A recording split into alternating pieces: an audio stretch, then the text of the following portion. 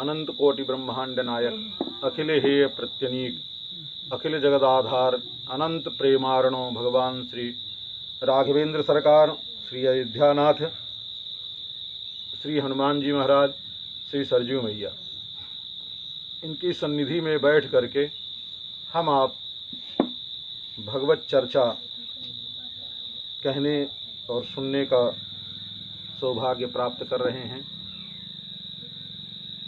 भगवान अत्यंत दयालु, जीव दुखा कुले देवी कृपा काप्युपजायते। जब सृष्टि का क्रम नहीं प्रारंभ होता है, उस समय जीव जैसे किसी का मुंह, आँख, नाक, कान सब बंद करके, क्योंकि इंद्रियां रहती नहीं हैं उस समय में, केवल कारण शरीर रहता है, तो उस जीव की ऐसी स्थिति होती है कि एकदम व्याकुलता की स्थिति होती है। तो उस व्याकुलता को देख करके, जीवों के ऊपर दया करके भगवान सृष्टि का क्रम प्रारंभ करते हैं। जब सृष्टि का क्रम प्रारंभ करते हैं तो सबसे पहले, बहुत ध्यान से थोड़ा ध्यान देंगे क्योंकि तत्वों की चर्चा थोड़ा बिना ध्यान दिए जो है, जब सृष्टि का क्रम भगवान प्रारंभ करते हैं तो तीन तत्व तो वैसे ही रहते हैं, परमात्मा, जीव और प्रकृति। प्रकृति से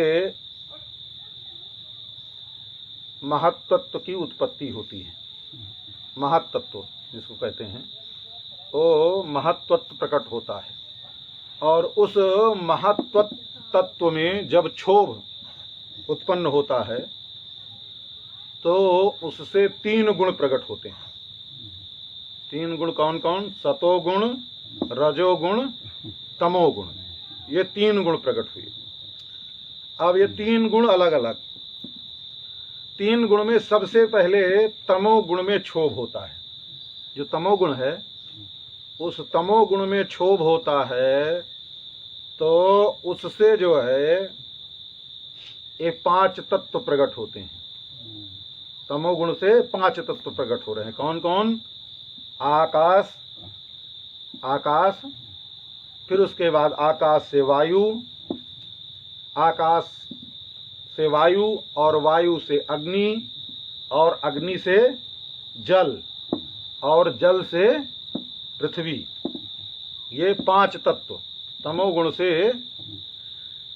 ये पांच तत्व प्रकट होते हैं। और जब ये पांच तत्व प्रकट होते हैं तो इसी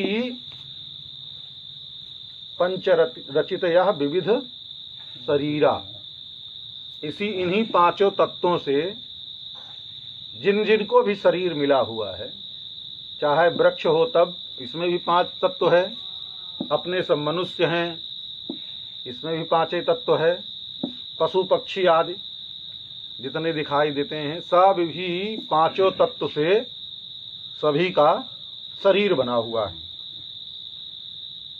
अब दो तत्व बचे, सतोगुण और रजोगुण।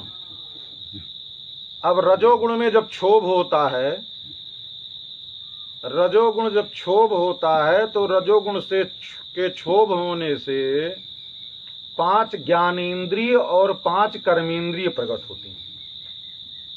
कर्मेंद्रिय क्या है? हाथ, पांव, ये सब कर्मेंद्रियां हैं। और पांच ज्ञानेंद्रिय प्रकट होती हैं। पांच कर्मेंद्रिय, पांच ज्ञानेंद्रिय किससे? रजोगुण से प्रकट हुई। अब बचा सतोगुण। सतोगुण में जब क्षोभ होता है तो इन सतोगुण से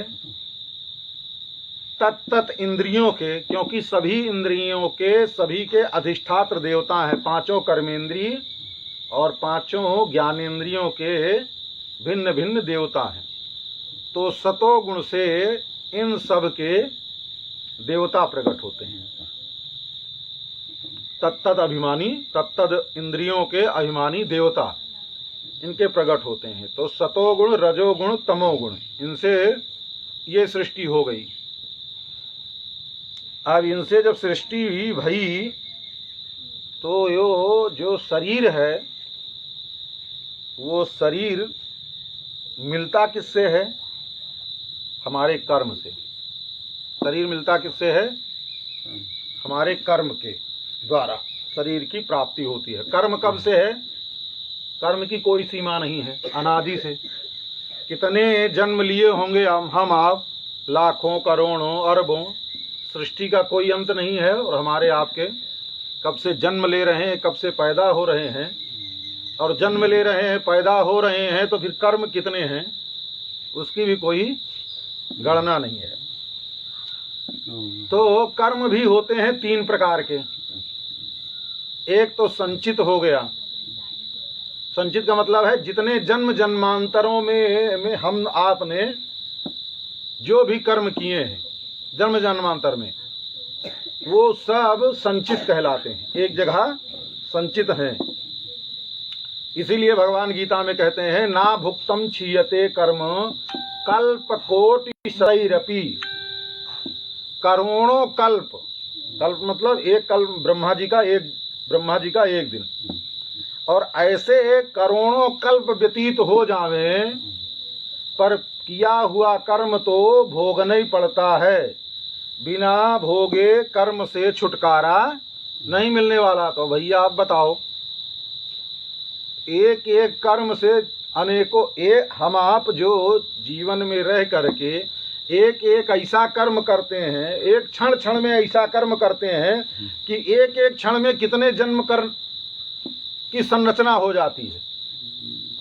तो अब कल्पना कीजिए कि अब हम आपने कितने जन्म लिए हैं, उन जन्मों में जितना जीवन भी बिताए। तो कलयुग की स्थिति है ना, एक कलयुग की स्थिति में शतायु वै पुरुषा 100 वर्ष का मनुष्य होता है। द्वापर आदि में तो भीष्म पितामह 500 वर्ष के, और त्रेता में भगवान 11,000 वर्ष तक राज्य किए, और ध्रुव जी 36,000 वर्ष तक राज्य किए, और रावण आदि तो कितनी चौकड़ी तक राज्य किए। तो कहने का तात्पर्य है कि एक एक जीवन जो मिलता है, अब इतने इतने आयु में कितने कर्म करते हैं। इसीलिए कहा गया है गहना कर्मणो गति। कर्म की गति इतनी है, कितना हम आपने कर्म का जंजाल फैलाया है कि इस कर्म के जंजाल में फंसे रहेंगे तो छुटकारा कभी मिलने वाला नहीं है। कर्म को भोग करके अगर सोचें छुटकारा मिल जाए तो नहीं मिलेगा। क्यों? क्योंकि कर्म जो भोग रहे हैं उसमें कर्म भी तो कर रहे हैं। जो कर्म भोग रहे हैं भोगते भोगते, कर्म को भोगते भोगते इतना कर्म कर देते हैं कि जो भोग रहे हैं कर्म उससे 100 गुना अधिक दूसरा कर्म तैयार हो जाता है। ये स्थिति हो गई है। तो वो तो संचित कर्म हमारे आपके इकट्ठा है। जब सृष्टि के काल में प्रारंभ में ठाकुर जी महाराज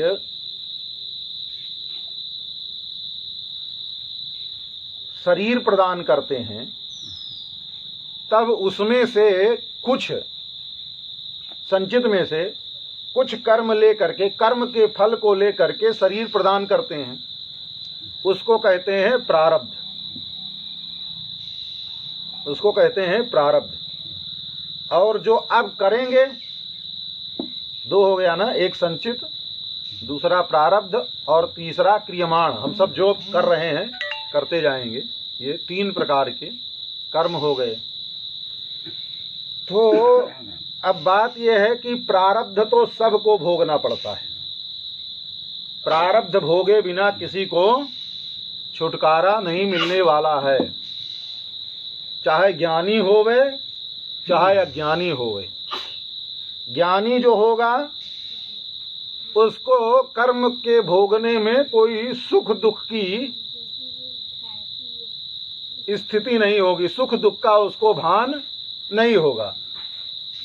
क्योंकि वो ज्ञानी है, तत्व का विमर्शक है, वो जानता है कि हमारे किए हुए कर्म हैं। तो कोई भी सुख दुख ज्ञानी को नहीं होगा, लेकिन जो संसारी आदमी है तो उसको सुख का भी भान होता है, दुख का भी भान होता है। तो सुख दुख तो प्रारब्ध के अनुसार हैं, वो मिलेंगे, उनको भोगना पड़ेगा। अब प्रारब्ध न भोगना पड़े, प्रारब्ध जिस दिन खत्म हो जाएगा उस दिन शरीर नहीं रहेगा, शरीर छूट जाएगा।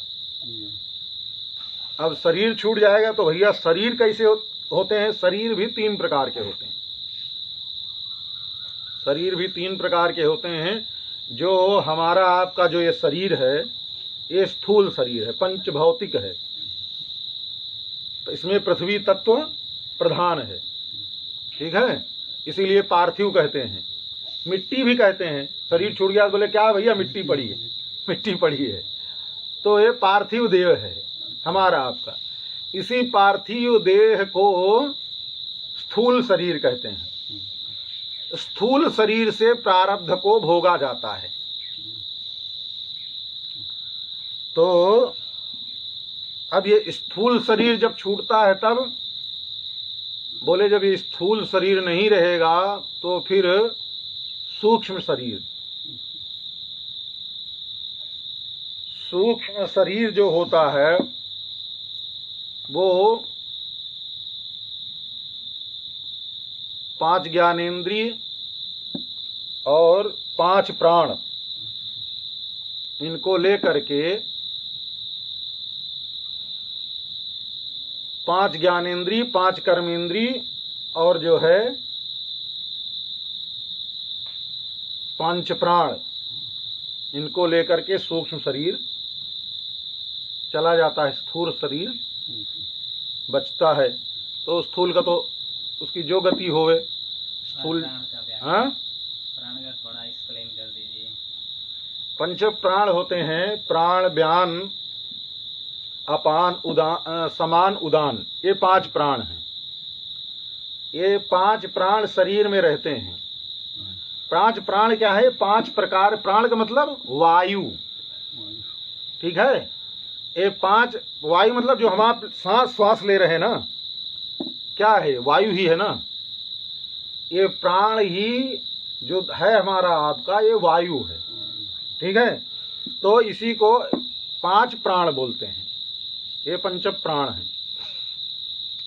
तो 4 प्राण हमारे आपके जब शरीर छूटता है तब चले जाते हैं। 1 प्राण बचता है, शरीर में रहता है 1 प्राण। 1 प्राण तब निकलता है उदान जब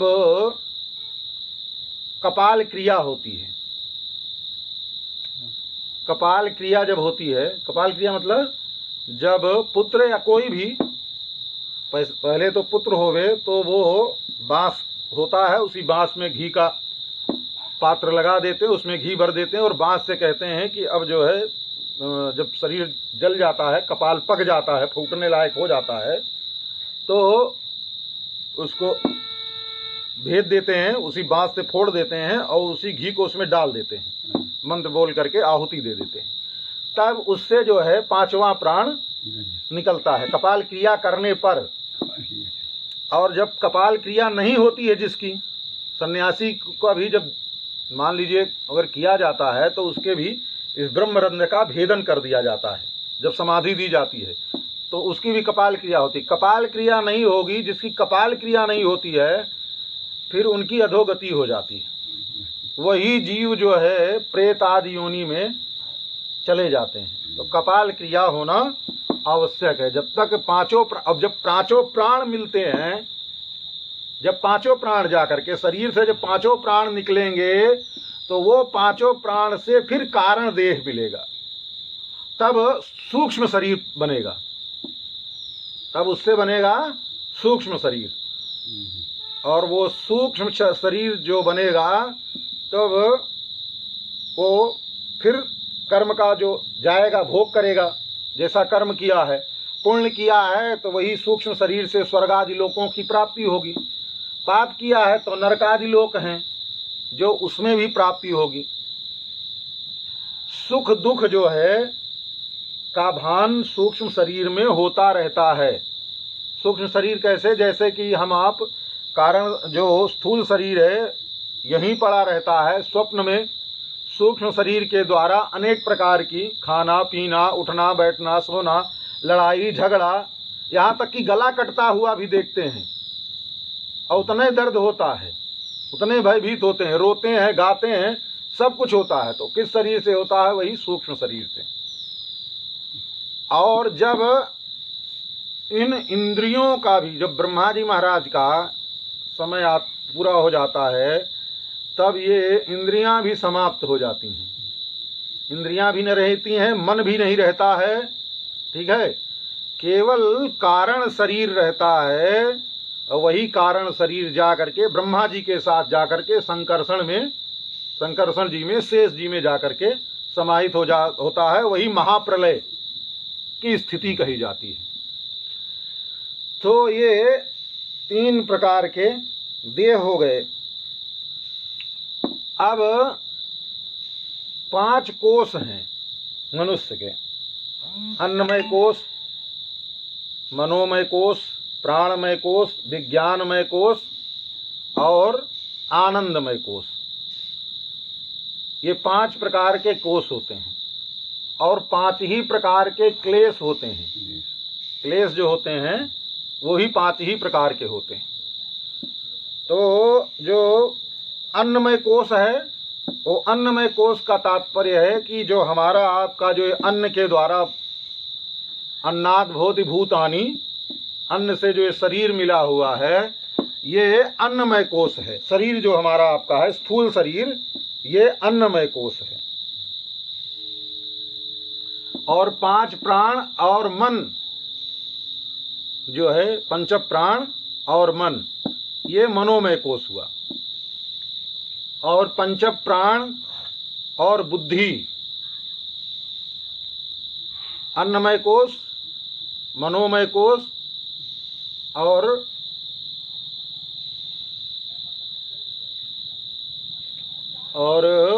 मनोमय कोष, अन्नमय कोष, अन्नमय कोष, प्राणमय कोष, मनोमय कोष, विज्ञानमय कोष। तो विज्ञानमय कोष इन्हीं 5 प्राण के साथ में बुद्धि तत्व जब समाहित हो जाता है, बुद्धि तत्व के साथ में, तो वो होता है विज्ञानमय कोष। मन के साथ 5 प्राण जुड़ा रहता है तो वो मनोमय कोष, बुद्धि के साथ विज्ञानमय कोष। और इन सब से इतर जब चला जाता है, ये सब नहीं रहते हैं, जब ना मन रहता है, ना बुद्धि रहती है, ना कुछ रह जाता है, अंतःकरण चतुष्टय की समाप्ति हो जाती है, तब वो आनंदमय कोष बचता है। कारण शरीर जो रहता है वही कारण शरीर आनंदमय कोष उसको कहते हैं। और जब ये पंचकोश की समाप्ति होती है, जब तक ये पंचकोश हैं तब तक मोक्ष की स्थिति नहीं है। जब तक ये तीनों कर्म हैं तब तक मोक्ष की स्थिति नहीं मिलने वाली है। तो इन सब की समाप्ति जब तक सतो रजोगुण तमोगुण है, इसीलिए कहते हैं त्रैगुण्य विषया वेदा निस्त्रैगुण्यो भवार्जुना। जब तक त्रिगुणातीत नहीं होंगे तब तक मोक्ष की स्थिति प्राप्त होने वाली नहीं है। ऐसे ही 3 प्रकार के ताप होते हैं, दैहिक, दैविक, भौतिक तापा। उसको सभी लगभग जान ही रहे हैं।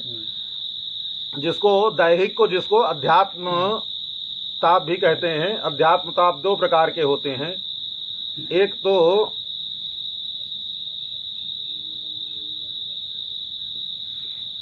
जो हम आपको काम, क्रोध, लोभ आदि से जो ताप मिलते हैं, और दूसरा दैहिक जो देह में से मिलता है, उसी को त्रिताप में, तो त्रिताप को समझते ही हैं। अब जो इन सब तत्वों को समझना थोड़ा जरूरी होता है, क्योंकि तत्व का विमर्श जब हो जाता है तभी जीव को। अब देखिए, पहले ब्रह्मा जी का जो चर्चा हुई काल की, सृष्टि की, तो जो ब्रह्मा जी को काल की चर्चा है, ब्रह्मा जी का एक दिन, ब्रह्मा जी जब पैदा होते हैं तो ब्रह्मा जी की भी 100 वर्ष की आयु है। जैसे हमारी आपकी 100 वर्ष की आयु है, तो वैसे ब्रह्मा जी की भी 100 वर्ष की आयु है।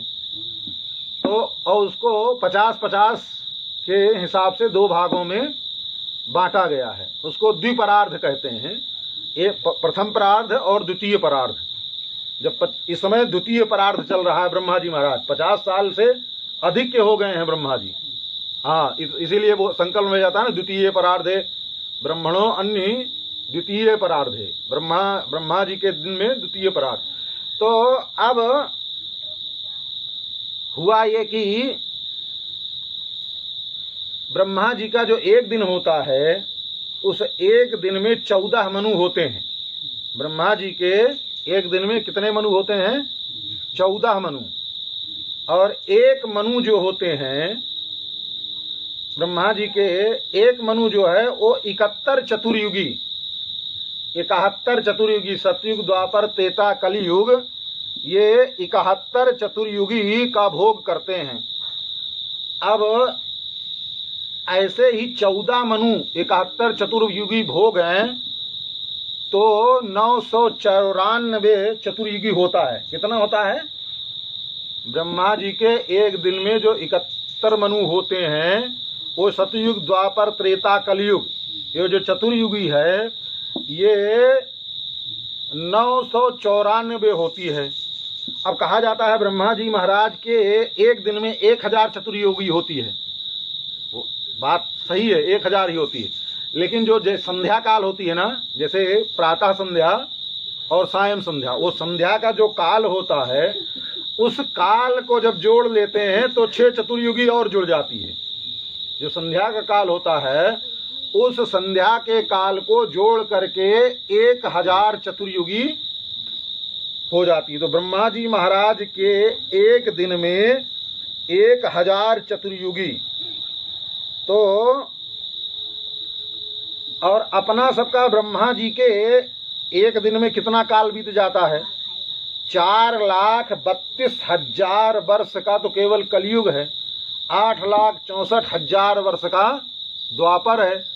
ऐसे ऐसे युगों की गणना है। तो ब्रह्मा जी महाराज के एक दिन में 4,29,40,80,000 वर्ष अपने सबके बीत जाते हैं। ब्रह्मा जी के एक दिन में 4,29,40,80,000 वर्ष व्यतीत होते हैं। ऐसे ही ब्रह्मा जी महाराज की जो 100 वर्ष की आयु है, वो अपने सबके वर्ष के हिसाब से, ब्रह्मा जी महाराज की जो 100 वर्ष की आयु है, उस 100 वर्ष की आयु में 3,110 खरब, कितना? 3,110 खरब और 40 अरब वर्ष ब्रह्मा जी का वो पूरी शतायु है। 100 वर्ष में ब्रह्मा जी महाराज का इतना बड़ा काल होता है। तो कहने का तात्पर्य है कि अब पंचक क्लेश जो होते हैं, प्रणतः क्लेश नाशाय गोविंदाय नमो नमः, और इन सबको बताने का तात्पर्य है कि इन सबको भगवान के अलावा कोई दूसरा नष्ट नहीं कर सकता है। भगवान कहते हैं ना, सर्वधर्मान परित्यज्य माम एकम शरणम ब्रज अहम त्वा सर्व पापेभ्यो मोक्षयिष्यामि मा शुचः। तो ठाकुर जी महाराज जो ये बात कहते हैं, माँ शुचः, शोक मत करो, तो ठाकुर जी महाराज की जिम्मेदारी हो जाती। जब जीव शरण में आ जाता है तो ठाकुर जी महाराज उसके 2 कर्म खत्म कर देते हैं। कौन कौन? एक तो संचित, और दूसरा जो क्रियमाण है, वो जितना आगे कर्म करता रहेगा। इस कर्म के, क्योंकि कल्पना करो ना, अपने जीवन में हम आपने कितना कर्म करके इकट्ठा कर रखा है, हम आप उसको भोग करके चाहें खत्म कर दें तो कभी खत्म होने वाला नहीं है, संभव नहीं है। तो ठाकुर जी महाराज की, इसीलिए ठाकुर जी महाराज कहते हैं कि अगर इस संसार से मुक्त होना चाहते हो तो केवल हमारी शरण में आ जाओ, हमारे शरणागत हो जाओ, तभी इससे छुटकारा मिलने वाला है, नहीं तो छुटकारा मिलने वाला नहीं है। तो ठाकुर जी महाराज उस जीव के संचित और जो क्रियमाण है प्रारब्ध भोगना पड़ेगा। ठाकुर जी महाराज प्रारब्ध नष्ट नहीं करते हैं, समर्थ नहीं है क्या? ठाकुर जी नहीं नष्ट कर सकते हैं? कर सकते हैं। ठाकुर जी प्रारब्ध भी नष्ट कर सकते हैं, पर प्रारब्ध इसलिए नष्ट नहीं कर सकते हैं कि प्रारब्ध से ही ये शरीर मिला है। जिस समय प्रारब्ध नष्ट होगा उसी समय ये शरीर नष्ट हो जाएगा। अब मान लो भैया जो ठाकुर जी की शरण में आवे, ठाकुर जी प्रारब्ध भी समाप्त कर देवे तो जय जय सिया राम हो जाए, तो सबसे बड़ी संसार में हल्ला मच जाएगा। संसार में हल्ला मच जाएगा कि भैया जो ठाकुर जी की शरण में गया वो पहले मर गया, तो कोई शरण में आएगा? भाई मनुष्य से लेकर के शरीर जिसको भी मिला है, सुअरिया का शरीर भी जो है उसको उसी में आनंद आता है। प्रहलाद जी महाराज से भगवान ने कहा कि प्रहलाद जी वरदान मांगो। प्रहलाद जी कहा प्रभु वरदान हमको नहीं चाहिए। भगवान ने कहा हमारी इच्छा है। तो बोले महाराज यही वरदान दे दो, इच्छा पिधानम तव पाद पल्लवम। आप जहां से इच्छा ही प्रकट होती है, मांगने की कुछ इच्छा होती है, उस जहां से प्रकट होती है जो छिद्र है इच्छा का, जहां से वो निकलती है, उसी छिद्र पर आप अपना चरण रख दीजिए, इच्छा होना बंद हो जाए, यही वरदान दे दीजिए। बोले ठीक है, वो भी ठीक है, लेकिन फिर भी हमारी खुशी के लिए वरदान मांग लो।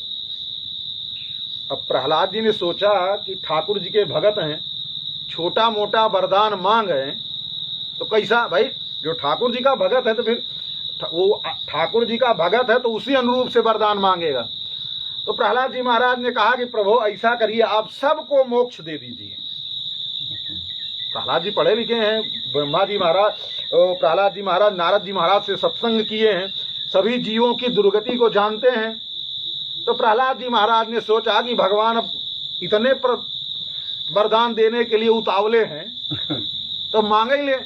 तो ठाकुर जी से कहा प्रभु ऐसा करो, आप सबको मोक्ष दे दीजिए। तो ठाकुर जी महाराज ने कहा हाँ दे देंगे, पर बिना किसी की, जब तक किसी को मोक्ष की इच्छा नहीं होवे, मुमुक्षु को ही, जिसके अंदर मोक्ष पाने की इच्छा है उसी को मोक्ष मिलता है, सबको मोक्ष नहीं मिलता है। तो ऐसा करो, आप जो जो मोक्ष चाहते हैं उनको ले आओ हमारे सामने और हम उनको मोक्ष दे देंगे। प्रहलाद जी महाराज पूरे संसार में गए, सब को खोजे, तो किसी ने कहा हाँ ठाकुर जी का मोक्ष, भगवान का धाम तो बड़ी अच्छी चीज है, पर थोड़ा आश्रम को कुछ काम बाकी है वो पूरा करवा दें तब चलेंगे। दूसरी जगह पूछे, बोले महाराज सब ठीक है पर छोटकी बिटिया अकेले बची है, वो हुक ब्याह हो जाए तब मोक्ष ले लेंगे। बोले महाराज व्यापार में घाटा लगा है, थोड़ा कर्जा, भाई अब परिवार मरे, हम जाए मोक्ष ले लें और परिवार कर्जे में रह जाए, अच्छी बात तो नहीं है। ये कर्जा पटाए देवें, उसके बाद बड़ी अच्छी चीज है, मोक्ष बहुत अच्छी चीज है, भगवान का धाम बहुत अच्छा है। जदगत्वा न निवर्तन्ते तद्धाम परमम मम, जहां से जाने के बाद फिर दोबारा आया नहीं जाता है, वो हमारा धाम है। तो हम चलने के लिए तैयार हैं। बोले अच्छा, बोले बस केवल कर्जा पड़ जाए। प्रहलाद जी महाराज सब जगह घूम करके आए, देखे सुअरिया जो है वो कीचड़ में लेट रही थी, सुअरिया कीचड़ में लेट रही थी, मार उसी में भचर भचर इधर उधर से थूथुने से जो है।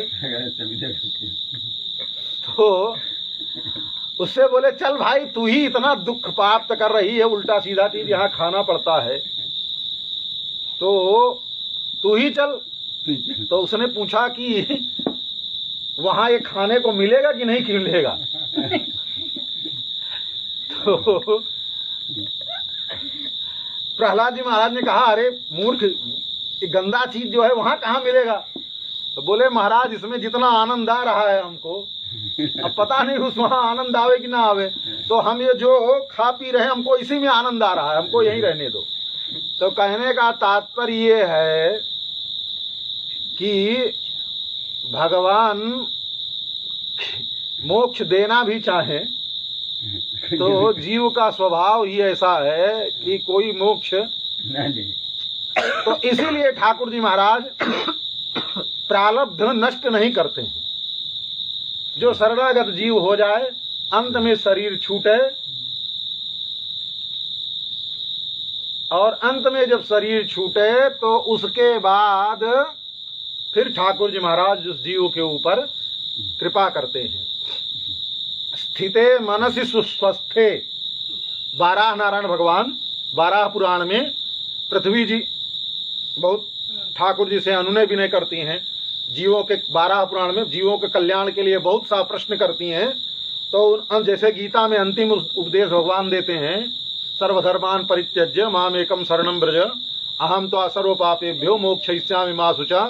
ऐसे ही पृथ्वी देवी जो है भगवान की पत्नी हैं ही, तो वो भी भगवान से प्रार्थना करती हैं। तो भगवान कहते हैं कि हे देवी, ये कर्म की गति तो बड़ी गहन है, सारा सब कुछ वर्णन, और जितना पुराण पढ़ेंगे सब पुराणों में ये ऐसे सृष्टि का क्रम, पुराण से लेकर के इतिहास से लेकर के स्मृति ग्रंथ संहिता कोई भी पढ़ोगे, बिना सृष्टि के क्रम के कोई भी पुराण कोई भी शास्त्र प्रारंभ नहीं होता है। तो ऐसे सबका प्रारंभ करके 12 नारायण भगवान कहते हैं, स्थिते मनसि सुस्वस्थे शरीरे सति यो नृणाम। जो मनुष्य शरीर स्वस्थ है, जिसको प्रहलाद जी महाराज कहते हैं कौमाराचरेत प्राज्ञो धर्मान भागवतानी है, स्वस्थ शरीर में स्थिते मनसि सुस्वस्थे शरीरे सतियो नृणाम। धातु साम्य, जब धातु की साम्यता होती है उस समय धातु साम्य स्थिते स्मरता विश्वरूपम चमामजम। जो मैं विश्वरूप, मतलब हमारा शरीर, ठाकुर जी का विष्णु सहस्त्र नाम जब शुरू होता है तो सबसे पहला नाम है विश्वम विष्णुर्वषट्कारो। सबसे पहला भगवान का नाम विश्व ही है। जो इस विश्व के रूप में विश्वरूपम चमाम अजम, मैं अजन्मा हूँ, अजम हमारा जन्म नहीं होता है। स्थिते मनस सुस्वस्थे शरीरे सतियो नृणाम धातु साम्य स्थिते स्मरता विश्वरूपम चमामजम। विश्वरूप में, इस विश्व में सरित समुद्राश्च हरे शरीरम यत्किंच भूतम प्रणमेदनन्यः। भगवान का शरणागत हो करके सब में भगवान को देखता हुआ, विश्व में भगवान को देखता हुआ, हमारा स्मरण करता हुआ, धातु साम्य स्थिते मरता विश्वरूपम चमामजम ततस्तम म्रियमाण तू। ततः तब उस भक्त का जब ऐसा हमारा चिंतन करता रहता है, जब उसके मरण का समय आ जाता है, मरने का समय आ जाता है, ततस्तम म्रियमाणम तू काष्ठ पाषाण सन्निभम।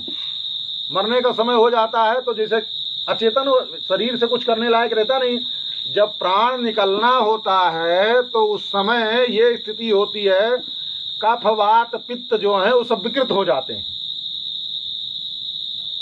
और शरीर में जब वो विकृत होते हैं, उनमें विकार आ जाता है कफ वात पित्त में, तो शरीर के अंदर 72,000 नाड़ियां हैं। कितनी हैं? 72,000। 72,000 शरीर में नाड़ियां हैं, उनमें खून की धारा दौड़ती रहती है। नाड़ियों में खून तो ही दौड़ती रहती है ना। अब वो देखो, थोड़ा सा किसी को ब्लड प्रेशर हो जाए, देखो पसीने से तर हो जाता है, नाड़ियां फटनी सी लगती हैं, उतने में देखो तो हालत खराब हो जाती है, और दिमाग ही नहीं काम करता है, सब कुछ पूछो तो बताता कुछ है, ऐसी स्थिति हो जाती है।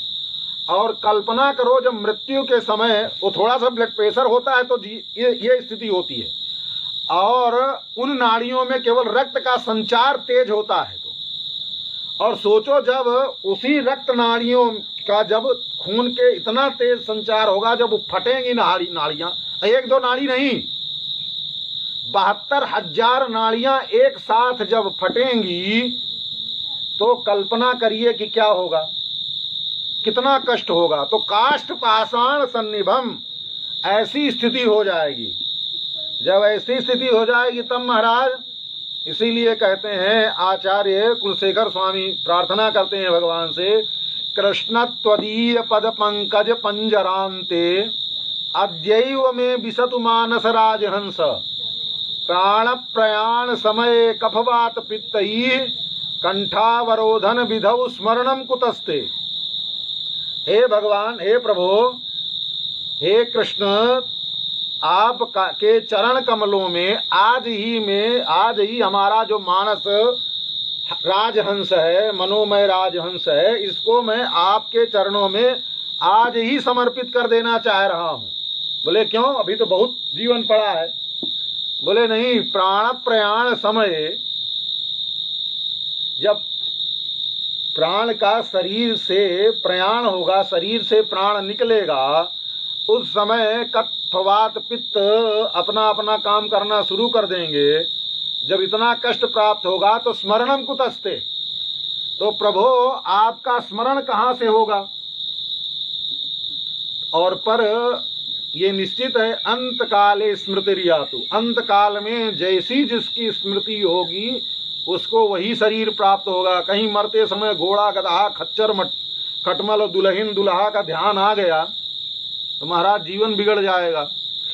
तो आपका स्मरण नहीं होगा तो शरीर, बोले तब तो आज ही हम आपके चरणों में अपना मन समर्पित कर देना चाह रहे हैं। तो ठाकुर जी महाराज भी कहते हैं, जो ऐसे भक्त होते हैं जब उनका शरीर स्वस्थ रहता है, उसी अवस्था से हमारा भजन करना प्रारंभ कर देते हैं, हमारा स्मरण चिंतन करना प्रारंभ करते हैं। ततस्तु म्रियमाणम ततस्तु तम म्रियमाणस्तु काष्ठ पाषाण सन्निभम, क्योंकि काष्ठ पाषाण के सरीखे हो जाता है, अचेतन स्थिति हो जाती है। तब कहते हैं ठाकुर जी महाराज, बारा नारायण भगवान कहते हैं, अहम स्मरामि तद भक्तम, क्योंकि अंतिम समय का नियम है, अंतिम स्मरण जो होगा वही शरीर मिलेगा। तो ठाकुर जी महाराज ने कहा कि हमारा भक्त स्मरण करे या न करे, अंतिम समय में उस भक्त का स्मरण हम कर लेंगे। तो अपने स्मरण करने में तो बाधा है, अपने स्मरण करने में कमजोरी हो सकती है, पर ठाकुर जी महाराज तो पूर्ण है ना। पूर्णमदः पूर्णमिदं पूर्णात् पूर्णमुदच्यते पूर्णस्य पूर्णमादाय पूर्णमेवावशिष्यते। ठाकुर जी महाराज कभी आधे अधूरे कभी होते नहीं, जहाँ रहते हैं पूर्ण ही पूर्ण रहते हैं। और ठाकुर जी महाराज का भी कार्य पूर्ण ही होता है, कभी अधूरा नहीं रहता है। और ठाकुर जी महाराज जब मरते समय अपने भक्त का स्मरण करेंगे तब कोई अधूरा स्मरण नहीं होगा। इसलिए ठाकुर जी महाराज स्मरण कर लेंगे तब तो कल्याण हो जाए। तो क्या होगा, अहम स्मरामि तद भक्तम, मैं उस भक्त का स्मरण करूंगा। तो क्या होगा स्मरण करने से आपके, बोले नयामि परमाम गतिम, स्मरण ही नहीं करूंगा, उसका अंतिम समय स्मरण करूंगा और उसके समीप जा करके नयामि, उसको ले आऊंगा, परमाम गतिम, अपने धाम में ले आकर के उसको पहुंचा दूंगा। भैया ये सब कुछ अगर ठाकुर जी महाराज, सबई कहावत राम के, सबई राम की आस, और राम कहीं जही आपनो ते भज तुलसी दास। ठाकुर जी का हम स्मरण करें ये तो भाई ठीक है, हमारा आपका कर्तव्य है, पर इतना हम आप स्मरण कर लें, इतना चिंतन कर लें कि ठाकुर जी महाराज भी हमारा स्मरण करें, ये ज्यादा ठीक है। तो ऐसी स्थिति जब हो जाए तभी जीव का कल्याण हो सकता है। और भगवान के जो भक्त, शरणागत भक्त होते हैं, वो तो स्मरण का भी चिंतन नहीं करते हैं, भगवान के भरोसे पड़े रहते हैं। ठाकुर जी महाराज को जो करना होगा करेगा। जो ठाकुर जी महाराज के भरोसे रहता है तो भी ठाकुर जी महाराज अपने भरोसे पर जो जीव रहते हैं उनका भरोसा कभी तोड़ते नहीं हैं। तो ठाकुर जी महाराज के भरोसे पड़े रहो। प्रयागदास जी महाराज के जैसे है ना, हाँ, नीम के नीचे खाट बिछी है, खाट के नीचे करवा, और प्रयागदास अलमस्ता सोवे राम लला को सरवा। ऐसे अलमस्त भगवान के भरोसे रह जाएं बस। तो पर भगवत चिंतन कभी छूटे नहीं, स्मरण बना रहे। भगवान का स्मरण ही विपत् विस्मरणम विष्णो संपन्न नारायण स्मृति। सबसे बड़ी विपत्ति क्या है संसार की? भगवान को भूल जाना। और सबसे बड़ी संपत्ति क्या है? सबसे बड़ी संपत्ति यही है कि भगवान का सदैव स्मरण बना रहे।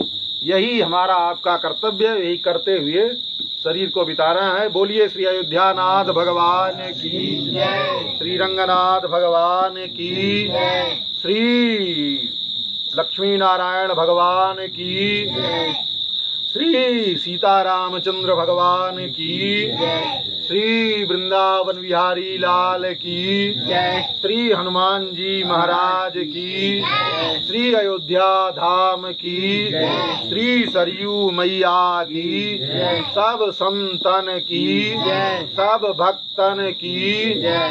जय जय श्री सीताराम, जय जय श्री राधे श्याम।